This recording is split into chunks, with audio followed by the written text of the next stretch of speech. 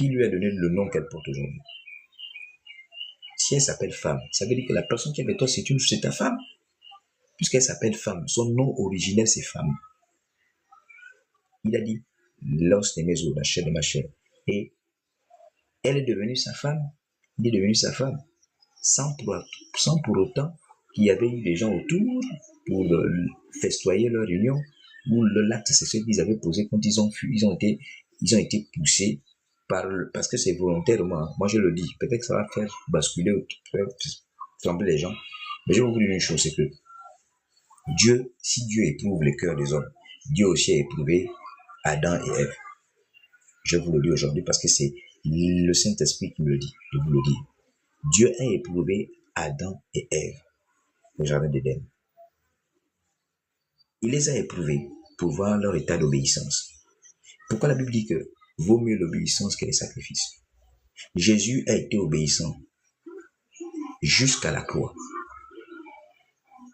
Il n'a pas détourné son regard de la mission pour laquelle il avait reçu. De même qu'Adam et Ève, ils ont détourné leur regard parce qu'ils ont été désobéissants. Ils ont été désobéissants. Ils ont été désobéissants. Et c'est Dieu qui les a éprouvés.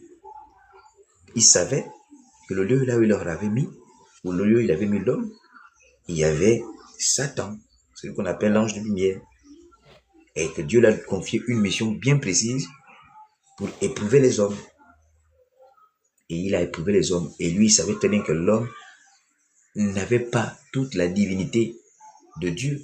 Il le sait que c'est lui le Créateur. Et alors, il met l'homme dans le jardin d'Éden, il prend la côte de l'homme, il crée cette tête qu'on appelle femme, que l'homme a donné le nom de femme. Et quand il leur donne le nom Adam donne le nom de femme à celle qui était tirée de sa côte, le Seigneur fait quoi? Il leur éprouve, il envoie Satan. Et quand ils désobéissent, le Seigneur ne leur maudit pas. Il leur dit, bénit même encore en disant, vous allez travailler la terre et vous allez devenir fécond. Vous allez vous multiplier. La loi de la fécondité passe par quoi? C'est pas par l'acte sexuel. Mais donc il y avait déjà un mariage. Adam et Ève étaient mariés depuis le jardin d'Éden. Donc si tu as déjà une femme à tes côtés, ou tu as converti une femme, on convoite à partir de quoi? De la parole.